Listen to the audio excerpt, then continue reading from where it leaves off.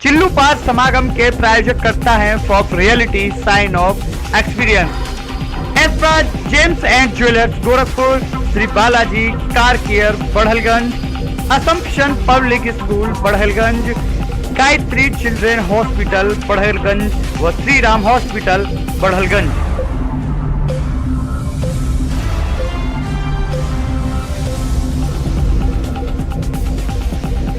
सभी को पता है कि 2022 विधानसभा चुनाव उत्तर प्रदेश को लेकर काफी चर्चा का विषय बना हुआ है। पार्टियों की तैयारी अभी से शुरू हो चुकी है। इसी बीच सक्षम न्यूज इंडिया ने जिस तरह से चिल्लू पार समागम का लेकर एक कार्यक्रम का आयोजन किया है, जहां पर जनता के दिल और जनता के मन के सवाल को ही यहां पर मौजूद नेताओं के बीच में उनके पास रखने वाली है। इसी तरह आज हमारे साथ चर्चा करने के लिए मौजूद हैं राजेश त्रिपाठी जी। राजेश त्रिपाठी जी, आपका सक्षम न्यूज इंडिया में इस खास चर्चा में आपका बहुत बहुत स्वागत है। धन्यवाद, आपका भी स्वागत है चिल्लू पार विधानसभा क्षेत्र में। धन्यवाद। मंत्री जी, चिल्लू पार में अजय जाने माने वाले कैबिनेट मंत्री हरिशंकर तिवारी को हराकर आपने यहां से 2 बार क्षेत्र का प्रतिनिधित्व लेकर किया, लेकिन क्या कारण रहा तीसरी बार आप पराजित हो गए? बिल्कुल, आपने शुरुआत जो कही है मैं उसी से सब सहमत हूँ कि चिल्लू पार अपराजेय सीट रही है। शायद आप कह नहीं पा रही हैं, चिल्लू पार एक माफिया की सीट रही है, इसीलिए अपराजेय रही है। और जब माफिया की सीट रही है तो स्वाभाविक रूप से इस सीट का एक अपना कल्चर होगा, और उस कल्चर में चिल्लू पार की महान जनता ने मेरे जैसे गांव के एक साधारण से किसान के बेटे को, जिसने कभी ग्राम प्रधान होने का भी ख्वाब नहीं देखा था, उसको पहली बार 2007 में विधायक बनाया। उसमें बहुत बड़ा योगदान चिल्लू पार की जनता के साथ साथ चुनाव आयोग का भी था। टीएन सेशन का जमाना था। 2012 का चुनाव में भी चिल्लू पार की जब पहली बार चिल्लू पार और धुरिया पार एक हुआ और दोनों विधानसभा एक होने के बाद पहला चुनाव हुआ, तो यह सम्मान भी चिल्लू पार की जनता ने मेरे जैसे एक व्यक्ति को दिया, साधारण से व्यक्ति को ही दिया कि भारतीय राजनीति में चिल्लू पार के संयुक्त जो नया चिल्लू पार बना, उसका भी पहला विधायक मुझे ही बनाने का श्रेय चिल्लू पार की जनता को जाता है। तीसरी बार आपका सवाल ये है कि मैं 2017 का चुनाव हार कैसे जी? तो मैं ये कह दूं कि मैं हारा नहीं, एक लाइन में कह दूं हराया गया, उसकी व्याख्या नहीं करूंगा। लेकिन चिल्लू पार की जनता ने मुझे जीतने वाला वोट दिया था। चिल्लू पार की जनता ने मुझे नहीं हराया, कदापि नहीं। शायद मेरी उसमें तकदीर का भी रोल हो, नियत का भी हो। चुनाव के ठीक पहले मेरा पैर टूट गया, मैं करीब 100 गाँव तक जा नहीं पाया, और जिन परिस्थितियों में मैं आया था, मैं दूसरे दल से आया था, मैं बसपा छोड़ करके 2016 में भाजपा की राजनीति शुरू किया था। उस परिस्थिति में हम 75,000 लगभग वोट, 74,832 वोट संभवतः मैं पाया था। ये आज़ादी के बाद चिल्लू पार या संयुक्त चिल्लू पार का विधानसभा में पड़ने वाला भारतीय जनता पार्टी का सर्वाधिक वोट। तो सर्वाधिक मैं 2007 में 54,000, 2012 में 2012 में 62,000, 2017 में 75,000, यानी जनता लगातार हमें पसंद कर रही थी। मैं ये कह सकता हूँ कि शायद अगले की तकदीर में यह सीट थी और मेरी तकदीर में नहीं थी, इतना ही कह सकता हूँ। आपने अभी कहा कि चिल्लू पार की जनता का जो प्यार है, उनका प्यार जो था वो आपको वोटों में देखने को मिला, लेकिन वोट भी मिले लेकिन आप लोगों तक पहुंच नहीं पाए। तो अब क्या लगता है, जनता का जो प्यार है, जो जनता के लिए आपने कार्य किया है, आपको लगता है उन दो बार जो आप बने, उन 10 साल में आपने जनता से जो भी वादे किए थे, उन सभी वादों को आपने पूरे किए थे? नहीं, मैं ये कह सकता हूँ कि मैं पहली बार जब चुनाव लड़ा था जी, तो एक वादा लेकर चिल्लू पार में उतरा था। चिल्लू पार ही वह जगह है जहां भारतीय राजनीति में के विधानसभाई राजनीति में राजनीति के अपराधीकरण की शुरुआत हुई थी। चिल्लूपाढ़ी वह जगह है जहां पे पूरे देश में जेल में बंद एक व्यक्ति, एक माफिया अपराध जगत से जुड़ा व्यक्ति पहली बार चुनाव जीतता है। ये पहली बार हुआ था। तो राजनीति से अपराधीकरण की शुरुआत चिल्लूपाढ़ से हुई थी। मेरे सामने एक लक्ष्य था कि चिल्लूपाढ़ का रोल मॉडल बदलना चाहता था। चिल्लूपाढ़ के युवा अपराधियों को अपना रोल मॉडल न माने, बल्कि सोशल वर्कर को, विद्वानों को, अधिवक्ताओं को, समाजसेवियों को, व्यापारियों को, किसानों को अपना रोल मॉडल माने, वैज्ञानिकों को माने। इस नाते मेरा एक एम था चिल्लूपाढ़ से राजनीति, चिल्लूपाढ़ में राजनीति से अपराधीकरण की शुरुआत हुई थी। चिल्लूपाढ़ से खात्मा भी होना चाहिए, यहीं से, और उसमें मैं सफल हुआ।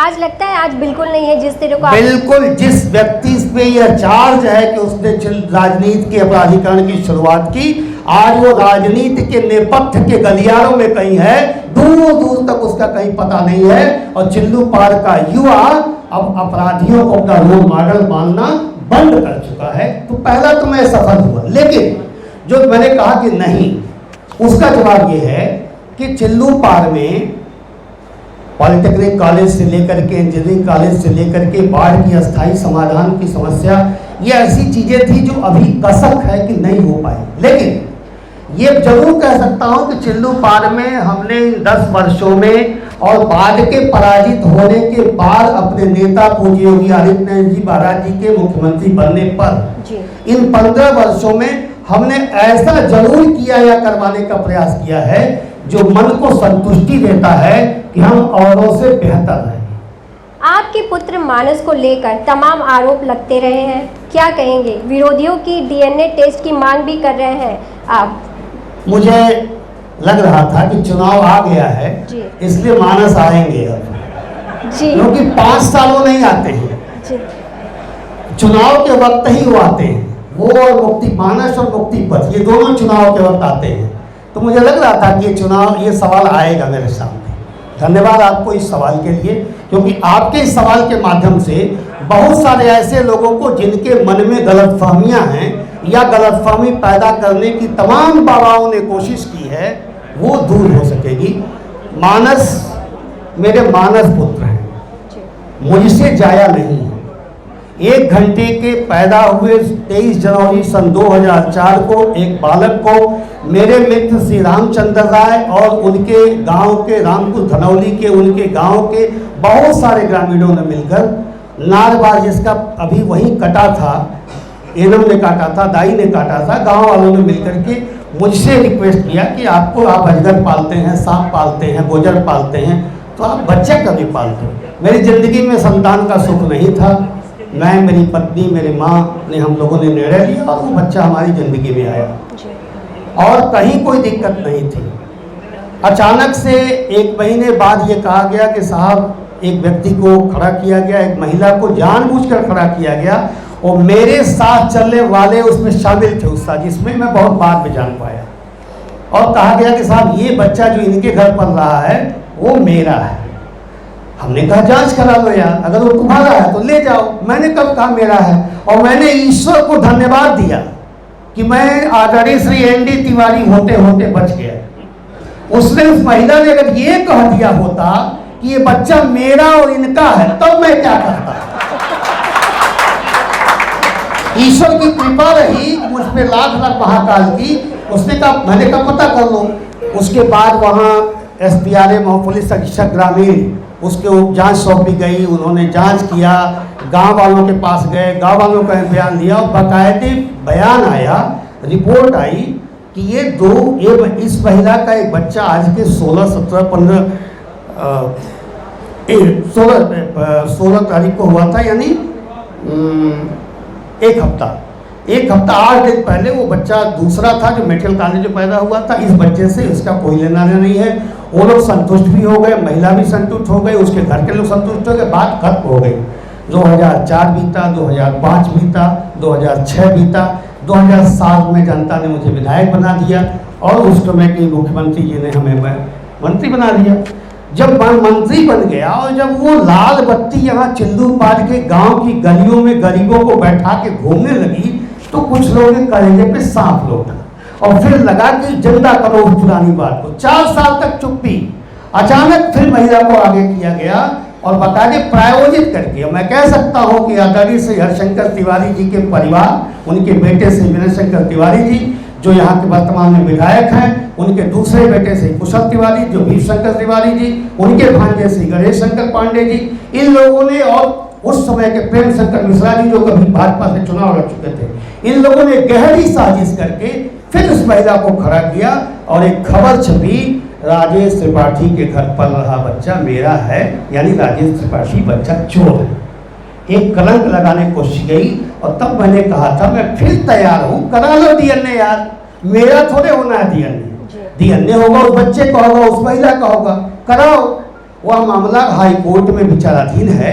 हाई कोर्ट जिस दिन जो निर्णय लेगा, हाई कोर्ट कहेगा डीएनए होना चाहिए, डीएनए होगा, हाई कोर्ट कहेगा नहीं होना चाहिए, नहीं होगा, उसे मैं क्या कर सकता हूँ? अगर हाई कोर्ट बोलता है डीएनए टेस्ट के लिए तो आप बिल्कुल, मैं कह चुका हूँ, बिल्कुल जैसे वो महिला संतुष्ट होना चाहे उस बच्चे को लेके बोले, वो बच्चा उस महिला का नहीं, वो बच्चा हमारा मानस पुत्र है और वह बच्चा जिस गांव से रामपुर धनौली गांव से आया था, वो सारी चीजें स्पष्ट है।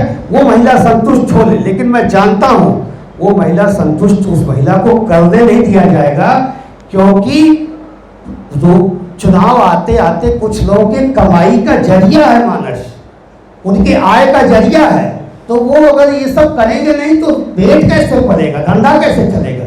वो मानस के नाम पर अपनी रोजी रोटी चमकाते हैं, गंदी राजनीति करते हैं। तो राजेश त्रिपाठी जी को खिलाफ बोलने के लिए विरोधियों के पास कुछ नहीं है, सिर्फ 2 ही मुद्दे हैं, मानस और मुक्ति पथ। तो आने वाले विधानसभा में चुनाव में भी लगता है ये दोनों मुद्दे जनता के बीच फिर आ जाएंगे? नहीं, नहीं, एक मुद्दा तो मैंने खत्म कर दिया जी। कहा जाता है कि मुक्ति पथ राजेश की आय का जरिया है जी। तो मैंने कहा अगर ये करोड़ों अरबों की आय का जरिया है, इसे पिकनिक स्पॉट भी हाँ, और पिकनिक स्पॉट बना दिया हमने स्मशान को और मेरी आय का जरिया है जी जी। मैं कहता हूं कि अगर ये आय का जरिया है तो सरकार की आय बढ़ जाए। तो मैंने मुख्यमंत्री जी को जा करके लिख करके विधिवत दे आया और मुक्तिपथ सेवा संस्थान की प्रस्ताव में आ गया कि बाकायदे कि ये सरकार इसको ले ले और सरकार इसकी पूरी देखरेख करे। अगर यहाँ आय होती है तो सरकार की होने लगे, पता लगेगा। तो पता नहीं कमिश्नर महोदय आए थे, उसकी जांच कर रहे थे, कह रहे थे इसका कैसे चलेगा। अरे हमने कहा यहाँ करोड़ों की आय होती है, ऐसा लोग कहते हैं, आप चिंता कर रहे हैं कैसे होगा। तो बिल्कुल वो मैं लिख के दे चुका हूँ, उस पर कार्य चल रहा है, पत्रावली चल रही है और शीघ्र ही मुक्तिपथ जनता का था। मैं पहले भी कहा था कि मुक्तिपथ जनता ने बनवाया है, जनता का है। दुनिया का कौन ऐसा बाप होगा जो अपने बेटे को श्मशान देना चाहेगा? तो मैं क्यों अपने बेटे को श्मशान दे के जाऊँगा? मैं उसको अगर मेरी सामर्थ्य होगी तो खेती बाड़ी दूंगा, नौकरी दूंगा या कुछ और दूंगा, मैं श्मशान क्यों दूंगा? तो बिल्कुल मुक्तिपथ से मेरा इतने वास्ता है कि हमारी वो अंतिम जगह है। हमारे पूर्वज वहाँ गए हैं, वहाँ एक से एक शहीद गए हैं, सैनिक गए हैं, विद्वान गए हैं और आने वाली पीढ़ियाँ वहाँ जाएंगी। हमारी वो अंतिम जगह है। इस नाते हम लोगों से मिलकर के अपने 20 मित्रों की टीम, जिसमें महेश ओबल से लेकर रवि राय से लेकर रामविलास यादव से लेकर और लक्ष्मी नारायण गुप्ता से लेकर बहुत 20 नंबर टीम रही, फिर बाद में वो कारवा बढ़ता चला गया। वो जनता का है, जनता का रहेगा और सरकार को हम लोग लिख कर दे चुके हैं। सरकार उसे चाहे तो संस्कृति विभाग को दे दे, पर्यटन विभाग को दे दे, नगर विकास को दे दे, जिसको दे दे, सरकार मुक्तिपथ का देख रेख करे। ये वाला उनका मुद्दा तो लगभग हमको लगता है कि खत्म हो चुका है। अब कोई नया अगर जिन्न पैदा कर ले मुझे नहीं पता। जी, चिल्लू पार्क की जब हम बात करते हैं, एक बड़ी समस्या वहाँ पर देखी जाती है बाढ़ को लेकर, और लगातार 10 वर्षों तक आपने जिस तरह से विधायक और मंत्री भी रहे हैं, आप पर आरोप है कि बाढ़ बचाने के लिए, बाढ़ बचाव के लिए कुछ ना करने के कारण ही जगदीशपुर गांव कट गया है। क्या इसमें ये बात सही है? मुझे लगता है कि जिस भी साथी ने सवाल दिया होगा आपको, उन्हें जानना चाहिए जगदीशपुर गांव भी कटा, मोहन पहरिया गांव भी कटा, ज्ञानकुल गांव कटा, गोलखास गांव कटा, रिस्तवलिया गांव कटा और ये किसी न किसी का कार्यकाल तो रहा ही होगा जब कटा होगा। उम्मीद करता हूँ यहाँ बैठे लोग जानते होंगे किसके किसके कार्यकाल में ये सारे गांव कटे हैं, और ऐसे लोगों के कार्यकाल में गांव कटे हैं जो सुनते हैं कि उनके राज्य में चिल्लूपार में सूरज डूबता ही नहीं था, फिर ये गांव कैसे कट गए। लेकिन मैं ये कहता हूँ कि चिल्लूपार में बंधा बचाने के नाम पर जो धंधा किया जाता था, मेरे राजनीतिक 10 साल के कैरियर में मैंने बंधे के नाम पर धंधा बंद करा दिया लोगों का। और 125 करोड़ रुपए लेकर कोठा से लेकर के और आछी डी तक बंधों को पूरा का पूरा बोल्डर पिच करवाया गया हमारे शासनकाल में, ताकि वहां पे जो ग्रामीण दहशत में हर रात जीता था कि अब बांध कटा, अब मेरा गांव बहा, वो बंद हो गया। जहाँ तक जगदीशपुर का सवाल है, बिल्कुल आप ये बात कह सकती हैं। मुझे आश्चर्य है कि जगदीशपुर आछी डी से जिस सज्जन ने ये बात कही होगी, वो यहाँ के एक सपा के महोदय प्रत्याशी भी उसी गांव के हैं और वो ब्लॉक प्रमुख रह चुके हैं 15 साल, और करोड़ों रुपए राज्य वित्त आयोग और केंद्रीय वित्त आयोग से आते रहे हैं। वो क्यों नहीं कर पाए, मेरे समझ में नहीं आया 15 सालों में। लेकिन मैं बात ये कर रहा था कि पहली बार मेरे शासनकाल में मैं जब MLA हुआ, मैंने कहा कि जब 45 किलोमीटर तक बंधा बन गया है तो फिर ये 5 किलोमीटर भी बनना चाहिए। मैंने उस प्रस्ताव को दिया, आछी डी से सरिया तक प्रस्ताव के लिए। उसकी जमीन क्या हुआ, विलंब इसलिए हुआ कि लोग जगदीशपुर, मोहन पवरिया और बैरिया खास जिसकी आबादी 10,000 है, उसको वो लोग बंधे के अंदर ले रहे थे नदी की तरफ। मैंने कहा ये नहीं होगा, ये 15,000 तीनों गांव मिला के आबादी है, ये आबादी 15,000 कट जाएगी, इसको आप ले आएंगे। वो कहते थे नहीं आ पाएगा। इसी उधेड़बुन में वो विलंब हुआ। अगर मैं ये कह सकता हूँ कि मैं इस बार अगर जनता का आशीर्वाद तो मिल गया था, मेरी तकदीर ने मेरा साथ दिया होता और कुचरित तरीके से जो पराजय मुझे दिलाई गई अगले ने ले ली, अगर वो न हुआ होता तो शायद वो अब तक कंप्लीट होता। लेकिन आप अपने सवाल को महोदया दुरुस्त कर लें शालिनी जी, जगदीशपुर गांव के कटने से उस बंधे का कोई लेना देना नहीं है जी। क्योंकि बंधा जगदीशपुर गांव के पश्चिम से जा रहा है। शायद आरोप लगवाने वाले को पता ही नहीं है कि बंधा निकलेगा किधर से। जगदीशपुर गांव की तकदीर की स्थिति दूसरी थी, बंधा उसके पश्चिम से जा रहा है। ऐसी स्थिति में वह उसकी विडंबना रही कि वो रहा। और मैं मोदी जी को, आदरणीय मोदी जी को धन्यवाद दूंगा, उन्होंने परिपाटी चेंज की। पहले ये कहा जाता था कि गांव बचाने के लिए हम धन नहीं देंगे, लेकिन 2019 के बाद उन्होंने एक व्यवस्था लागू की और अब गांव बचाने के लिए भी बोल्डर पिचिंग होने लगी है। तब नहीं थी, इस नाते वो नहीं हो पाया था। तो जगदीशपुर गांव के कटने की वजह किसको मानते हैं फिर आप? जगदीशपुर गांव के कटने की वजह मैं मानता हूं केंद्र सरकार की, यूपीए सरकार की, आज़ादी के बाद के कांग्रेसी सरकारों की उस नीति को जिसमें उन्होंने गांव की भावनाओं का कद्र नहीं किया। वो अपना बंधा और सड़क बचाने के लिए करोड़ों रुपया खर्च करने को उन्होंने अधिकार दे दिया, लेकिन गांव वालों को, गांव की जनता को, गांव के घर को बचाने को उन्होंने अधिकार नहीं दिया।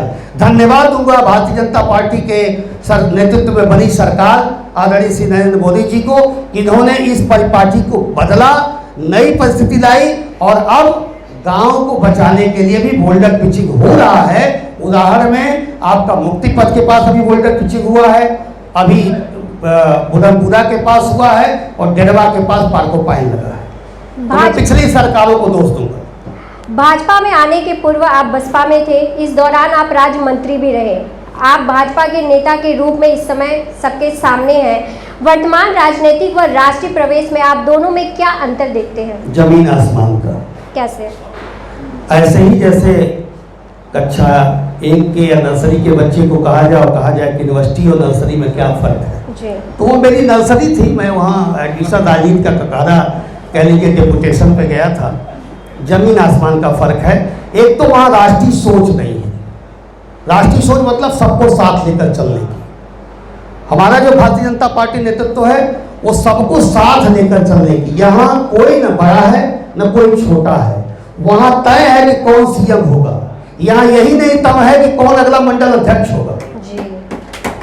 यहाँ कौन कार्यकर्ता राष्ट्रीय अध्यक्ष बनेगा ये पता नहीं। तो सोच फर्क है। भारत की सनातन परंपराओं का वहाँ अपमान होता था। मुझसे कहा जाता था पीला वस्त्र पहन करके बहन जी के सामने मत जाइएगा, वरना वो इससे दुखी होती है, नाराज होती है, बुरा लगता है।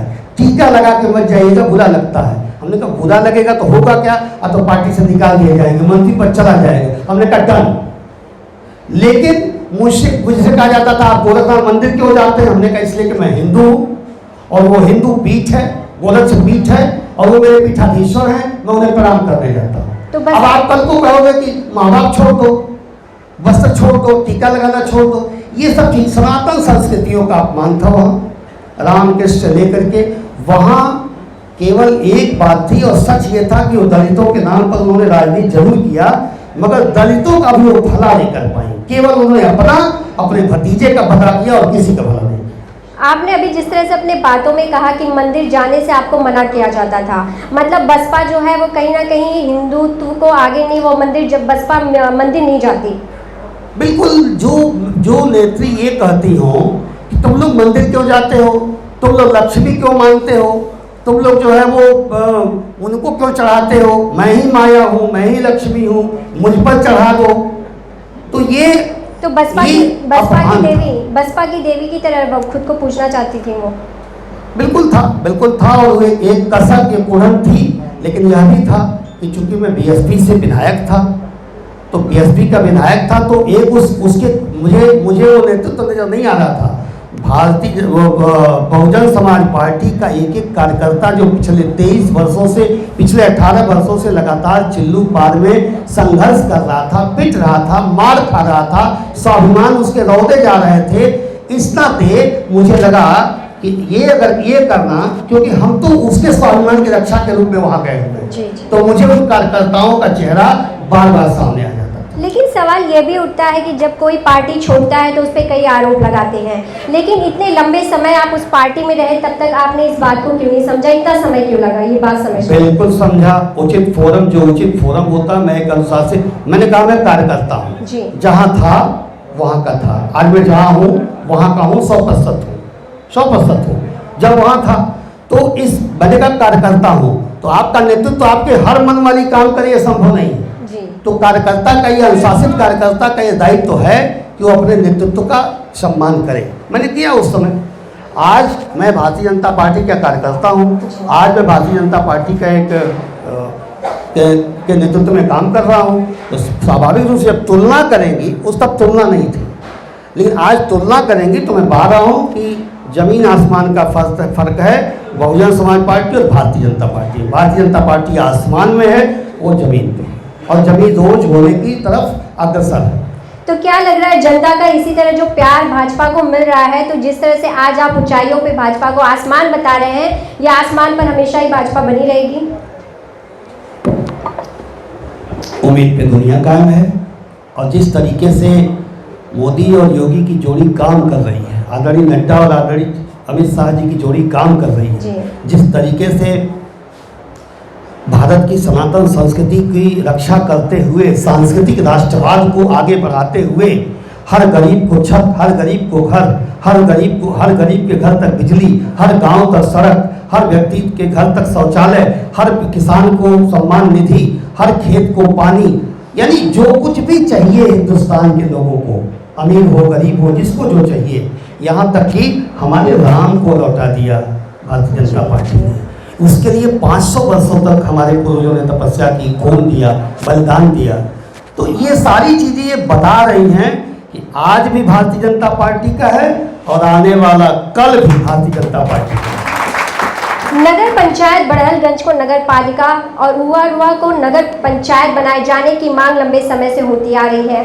आपने भी इसके लिए कई बार प्रयास किया है, जो लोगों के सामने थी यह बात। कहा जाता है कि आप मुख्यमंत्री के बड़े करीब माने जाते हैं। क्या कारण रहा कि आपका प्रयास रंग नहीं ला पाया अभी तक?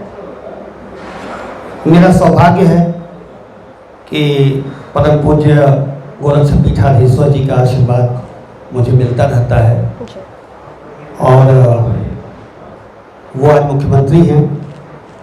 मैंने प्रयास किया और गोला बाजार, चिल्लू पार की एक विधानसभा गोला बाजार में हम लोग सफल हुए, लेकिन उरुआ और बड़हलगंज में हम लोग तकनीकी कारणों से सफल नहीं हुए।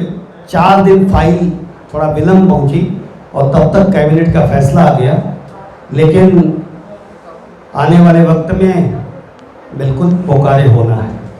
आप उसके लिए अभी भी आपकी कोशिश जारी है? वो अंतिम चरण में है, पत्रावली बस केवल साइन कर दे, कैबिनेट में जाना है, इसलिए उसमें कोई नहीं। जिस दिन माननीय मुख्यमंत्री जी के कृपा हो जाएगी उस दिन कैबिनेट में फाइल चली जाएगी। पिछले विधानसभा चुनाव में पूरे प्रदेश में भाजपा की लहर थी, तब गोरखपुर की 9 विधानसभा में सिर्फ आपके चिल्लूपार सीट से ही भाजपा को हार का सामना करना पड़ा था। ऐसे में आप फिर से किस आधार पर चुनाव में भाजपा की टिकट की दावेदारी कर रहे हैं? बिल्कुल, पहली बात तो थोड़ा सा मैं सुधारना चाहूँगा जी। जब आप ये बात कर रही हैं तो उत्तर प्रदेश में भारतीय जनता पार्टी के प्रदेश के अध्यक्ष रह चुके और 4 बार कैबिनेट मिनिस्टर रह चुके, 6 बार विधायक रह चुके भारतीय जनता पार्टी के कद्दावर नेता ऑलरेडी श्री लक्ष्मीकांत वाजपेयी जी भी 2000 से चुनाव हार गए थे। भारतीय जनता पार्टी की कद्दावर नेता जौनपुर की सीमा द्विवेदी जी 3 बार लगातार विधायक रही, 2200 वोटों से चलते चलते चुनाव हार गई। चुनाव का जो हार है वो आपके टिकट के पैमाने पर नहीं आता। कई सारे लोग चुनाव हारने के बाद, अटल बिहारी वाजपेयी जी भी चुनाव हार चुके थे, फिर उसके बाद इंदिरा जी चुनाव हार चुके थे, फिर उसके बाद, हालांकि मुझसे जो चुनाव हारा वो फिर नहीं लौटा, पलटा नहीं। लेकिन मैं ये कह रहा हूँ कि टिकट की दावेदारी मेरी उस पर नहीं है। टिकट की दावेदारी मेरी इस पर है कि चिल्लूपार में एक परिपाटी रही है, इक्का दुक्का राजनीतिक नेताओं को छोड़ दिया जाए तो यहाँ चुनाव हारने के बाद लोग चिल्लूपार का मैदान छोड़ जाते हैं। चिल्लूपार को लोगों को उसके हाल पर छोड़ देते हैं, कभी उसके सुख दुख में नहीं आते। लंबी परंपरा है, मैं 47 के बाद से अगर चलूँगा, लेकिन आपका समय कम है इसलिए मैं उसके नाम पर नहीं जाऊँगा। लेकिन राजेश त्रिपाठी चुनाव हारने के बाद जिस दिन से चुनाव हारा मेरा पैर टूट गया था, मेरे घुटने में पस आ गया था, मुझे 1.5 महीने लगे थे उस पस को ठीक करने में। और जब मैं चलना शुरू किया तब से, और रीढ़ की हड्डी मेरी टूट गई थी, एक्सीडेंट हुआ था मेरा, स्लिप करके गिर गया था, वो 3-4 महीने निकाल लीजिए। और कोरोना के काल में जब मुझे कोरोना हो गया था, इसको छोड़ दिया जाए तो सुबह 7 बजे से लेकर रात के 12 बजे तक चिल्लूपार की गलियों में ये चिल्लूपार का बेटा टहलता रहता है, घूमता रहता है, तो अगर हम चिल्लूपार के हर सुख दुख में शामिल रहता है। ये है मेरी दावेदारी का। तो अगर हम ये कहें कि राजेश जी हार के बाद भी अपनी चिल्लूपार की जनता के लिए खड़े रहे, उनके साथ हैं और आज भी उनके साथ ही जिस तरह से लगे हुए हैं, तो वो चिल्लूपार को कभी भी छोड़ नहीं सकते, तो इस बात को गलत नहीं कहा जा सकता। चिल्लूपार छोड़ने का क्या मतलब है? चिल्लूपार को पकड़ा ही मैंने कब है कि चिल्लूपार को मैं जनता चिल्लूपार ने मुझे पकड़ा हुआ है। जी जी जी। तो छोड़ना होगा, चिल्लूपार छोड़ेगा। मैं कौन हूँ? मैं तो एक तिनका हूँ, सूखा पत्ता हूँ, जो नियत चाहेगी वो कराएगी। मैंने पकड़ा नहीं चिल्लूपार को, चिल्लूपार की जनता ने कहा आपको चुनाव लड़ना चाहिए, मैं लड़ा। तो जिस तरह से आपने बताया कि जब आपके पैर में चोट लगी थी, कोरोना पॉजिटिव जिस तरह से थे, तो इस परिस्थिति में जब आप जनता के बीच नहीं होते तो आप क्या कुछ होता है आपके मन में क्या होता है कि हाँ मैं जनता जब मैं जनता के बीच में नहीं होता हूँ तब भी कुछ न कुछ सृजन कर रहा होता हूँ। मेरी एक किताब मेरी प्रकाशित हो चुकी है, फील्ड में है, दूसरा उसका संस्करण आने जा रहा है, जहाँ जहाँ चरण पढ़े रघुवर के। मेरी एक उपन्यास अंतिम चरण में है, प्रकाशन में है। मेरी पत्थर के फूल कविता का संग्रह वो मेरे उसमें है। मेरे एक नाटक राजा हरप्रसाद बल पर मेरा तैयार है और जल्द ही उम्मीद करता हूँ कि इसी 1-2 महीने के अंदर उसका विमोचन होगा। तो जब मैं बेड पे होता हूँ तब भी मन मस्तिष्क चलता रहता है कि चिल्लूपार ने, इस माटी ने हमें बहुत कुछ दिया है, हमें भी इस माटी को कुछ दे के जाना चाहिए। तो पल पल चिल्लूपार के लिए है, इस माटी के लिए है और यही खप जाना है। पार्टी अगर आपको टिकट देती है और यहाँ की जनता का प्यार भी मिलता है, आप जीत कर आते हैं, तो आपकी क्या योजनाएं होंगी यहाँ के विकास के खातिर? आपने किस तरह की योजना अभी से आपने बना रखी हैं? देखिए, मैं भारतीय जनता पार्टी का कार्यकर्ता हूँ, तो मैं चुनाव चिन्ह कमल को लेके आऊँगा, अपने नेतृत्व, अपने नेता के कार्यों को भी लेके आऊँगा।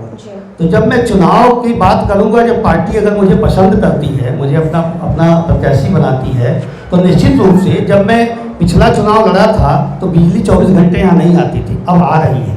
तब मैं पिछला चुनाव लड़ा था तो गरीबों को घर नहीं मिल रहे थे, अब मिले रहे हैं। मैं पिछला चुनाव नहीं लड़ा था तब लोगों को शौचालय नहीं मिलते थे, अब मिल रहे हैं। पिछला चुनाव लड़ा था तो लोगों को 6000 किसानों को सम्मान निधि नहीं आती थी, अब आ रही है। तो भारतीय जनता पार्टी केंद्र और प्रदेश की योजनाओं को लेकर मुझे भरोसा है कि जनता में मोदी और योगी और भारतीय जनता पार्टी के प्रति लगातार उनका वो बढ़ रहा है। दूसरा, मेरी अपनी लगातार उपस्थिति 24 घंटे की चिल्लू पार में। और तीसरा, जो चीज़ें करनी बाकी हैं, मेरे मन में चिल्लू पार के कछाल क्षेत्र को बांगर बनाने का जो सपना मेरा है, और वो मैं एक सपना पूरा कर चुका हूँ, एक बाकी है।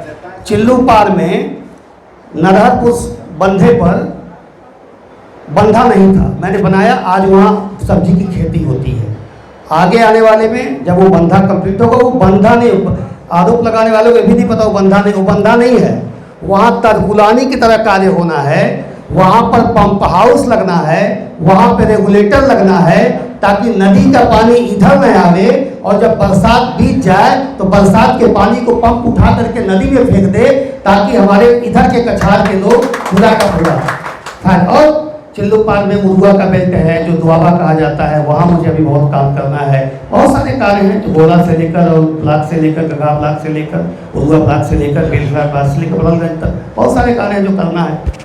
तो बात अगर हम दूसरी तरफ करें, अगर पार्टी टिकट नहीं देती है और आपके किसी और प्रतिनिधि को देती है, तो किस तरह का आपका कदम होगा? क्या इसी तरह जनता के बीच रह के क्या उनका सपोर्ट उनके साथ होगा आपका? मैंने कहा मैं भारतीय जनता पार्टी का कार्यकर्ता हूँ जी, मैंने पहले ही कहा आपसे। लेकिन मैं, आपका ये सवाल है, मैं जवाब दे रहा हूँ सवाल का। मैं भारतीय जनता पार्टी का कार्यकर्ता हूँ। भाजपा का टिकट सबको मांगने का अधिकार है, किसी एक को मिलेगा ये सबको पता है। मुझे मिलेगा तो बाकी से मैं उम्मीद करूँगा, और किसी को दूसरे को मिलेगा तो वो हम जैसे लोग उम्मीद करेगा। लेकिन मेरी जो तकदीर है वो 4 खंभों पर टिकी हुई है।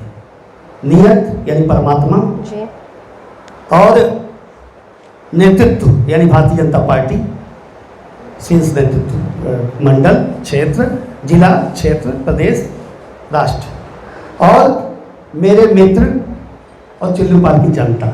ये जब चारों इकट्ठा होते हैं तो मेरी तकदीर बनती है, मेरी अपनी। क्योंकि 2007 में मैं चुनाव लड़ना थोड़ा जा रहा था, लेकिन चारों इकट्ठा हो गए।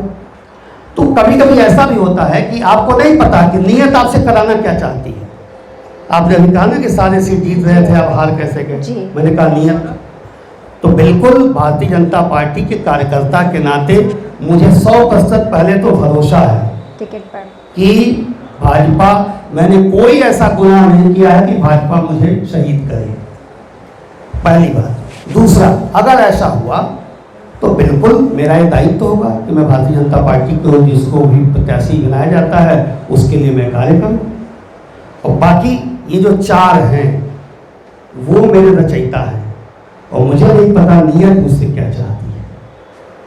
जिस तरह से आपने आपका कीमती समय दिया और हर सवाल के जवाब आपने बड़ी दिया, जिससे लिए आपको जाना जाता है। हमेशा ही कहा जाता है राजेश त्रिपाठी जी एक ऐसा नाम है जिसे हर सवालों के जवाब का उनके पास आंसर होता है, उससे सवालों का जवाब होता है, जिसका आपने जवाब दिया। बस आगे हम आपके साथ भी इसी तरह और भी खास बातचीत के लिए मिलेंगे। आज के लिए आपका बहुत बहुत धन्यवाद। बहुत बहुत धन्यवाद। मैं सक्षम न्यूज को और आपकी पूरी टीम को, जो दिल्ली, मुंबई, दिल्ली से आई है, और यहाँ शुभम जी की जो पूरी टीम है, आप सबको धन्यवाद देता हूँ कि हमारे चिल्लू पार में आपने इतना शानदार आयोजन किया। पूरे चिल्लू पार की पूरी जनता की तरफ से, भारतीय जनता पार्टी के एक कार्यकर्ता, बूथ स्तर के कार्यकर्ता की तरफ से, अपने सभी मोर्चों के पदाधिकारियों की तरफ से, आपकी पूरी टीम का हृदय की गहराई से स्वागत करता हूँ। आप सभी को बहुत बहुत धन्यवाद। आपका भी बहुत बहुत। आप देख रहे हैं सक्षम न्यूज इंडिया, सबसे पहले सबसे तेज।